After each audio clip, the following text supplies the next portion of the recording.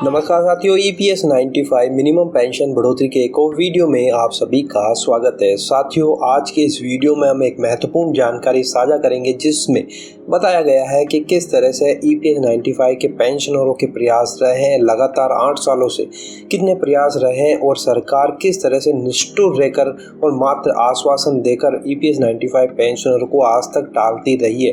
तो बहुत ही इम्पोर्टेंट जानकारी आपके साथ में आज हम साझा करने वाले हैं। तो वीडियो को आप अंत तक जरूर देखिए और अपनी राय और सुझाव जरूर बताइए। तो यहाँ पर आप देख सकते हैं, ये वो जानकारी और पोस्ट है जो इस बारे में हम डिस्कस करने वाले हैं। यहाँ पे लिखा है कि यद्यपि प्रधानमंत्री नरेंद्र मोदी देश के विकास, सांस्कृतिक विरासत के रक्षक और विश्व मित्र के रूप में विश्व में भारत को स्थापित करने के लिए अप्रतिम योगदान देने वाले स्वीकार किए जाते हैं। माननीय संवेदनाओं की रक्षा के लिए किए गए उनके प्रयास भी सराहनीय हैं।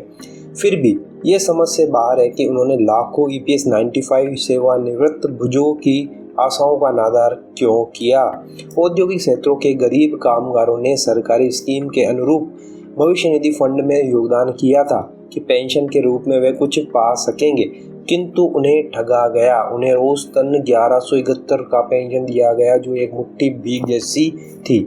ये लिखते हैं कि भारत की सरकार ने EPS 95 पेंशनर के 8 सालों की शांतिपूर्ण आंदोलन का निरादर किया है, उन्हें ठेंगा दिखा दिया। यह सरकार की सबसे बड़ी चूक थी। मोदी जी का व्यवहार उनके एक क्रूर राजनेता साबित करती है। तो यहाँ पर ये कह रहे हैं कि EPS 95 पेंशनर्स 8 सालों से शांतिपूर्ण आंदोलन कर रहे हैं, लेकिन भारत सरकार ने इसका निरादर किया है, उन्हें ठेंगा दिखाया है। सरकार की ये सबसे बड़ी चूक साबित हुई है और मोदी जी को ये एक क्रूर राजनेता साबित करती है। किंतु याद रहे, जो पेंशनर्स का काम करेगा वही देश पर राज करेगा। 80 लाख बूढ़े कामगार उम्र के इस पड़ाव में उपेक्षित और महसूस कर रहे हैं। क्या सरकार तोड़फोड़ और हिंसात्मक आंदोलन को ही तरजीह देना चाहती है? तो यहाँ पर ये हवाला दे रहे हैं, जो फार्मर्स का प्रोटेस्ट हुआ था, तो वो कह रहे हैं कि अगर सरकार ये चाहती है कि हम हिंसात्मक आंदोलन करें तभी वह बात मानेगी, तो ये एक अलग बात है। लेकिन हम बुजुर्ग हैं और हम शांतिपूर्वक ही आंदोलन कर सकते हैं और हमें उतनी क्षमता भी नहीं है कि हम हिंसात्मक आंदोलन करें। एक निष्ठ भाव से चुपचाप राष्ट्र निर्माण के लिए सेवा करने वाले, जीवन खपाने वाले निरीह क्रमवीरों के जमा किए गए पैसों की छीन झपट से क्या मोदी जी की शोभा बढ़ेगी? तो यहाँ पर ये कटाक्ष कर रहे हैं कि हमने पूरा जीवन भारत निर्माण में लगा दिया और हमारा जो पैसा जमा हुआ है उसको छीन झपट करके क्या मोदी जी शोभा पा रहे हैं? आगे लिखते हैं कि सुप्रीम कोर्ट ने जब श्रमिकों कर्मचारियों के साथ न्याय किया था तो EPFO को दिया गया यह दायित्व कि पेंशनर्स के लिए संविक न्यूनतम पेंशन की बहाली की जाए। क्या यह सरकार की जिम्मेदारी नहीं थी?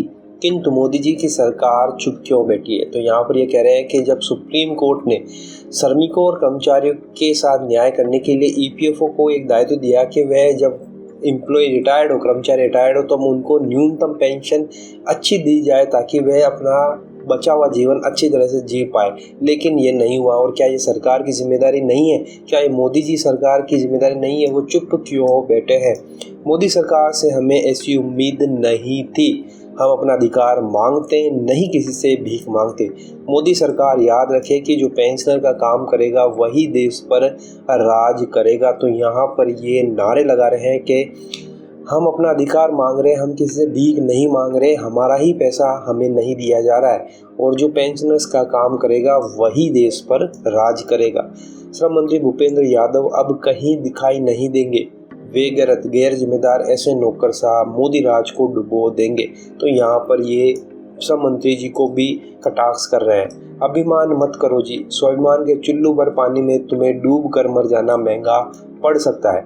ठगे अनुभव कर रहे बुजुर्ग पेंशनर का अभिशाप कहीं सच साबित हो गया, ये सोच समझकर हमारा हृदय टुकड़े टुकड़े होने के लिए लाचार हो जाता है।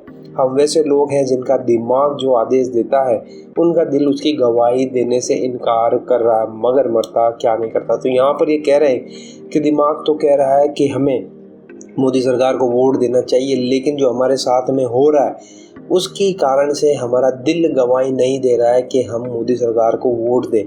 अब यहाँ पर ये कह रहे हैं कि मरता क्या न करता। मोदी जी की रक्षा सर्वशक्तिमान सर्वव्यापी श्री राम करे उन्हें जैसे रखे, किंतु मोदी जी का ये नेगलेक्ट हमारी समझ से परे है, हमें समझ नहीं आता। तो बहुत ही कटाक्ष भरे लफ्ज़ों में सरकार की इन्होंने आलोचना भी की है और प्रशंसा भी की है। लेकिन जो EPS 95 पेंशनर के साथ में लगातार 8 वर्षों से जो आंदोलन चल रहा है उसकी निरादर करने के कारण जो आज ये हाल है EPS 95 पेंशनर का, इनको इन्होंने उजागर किया है इस पोस्ट में। तो आपको इस जानकारी कैसी लगी, आपके क्या सुझाव क्या राय है, कमेंट बॉक्स में आप ज़रूर बताइए। वीडियो आपको अच्छा लगा तो लाइक शेयर ज़रूर कर दीजिए।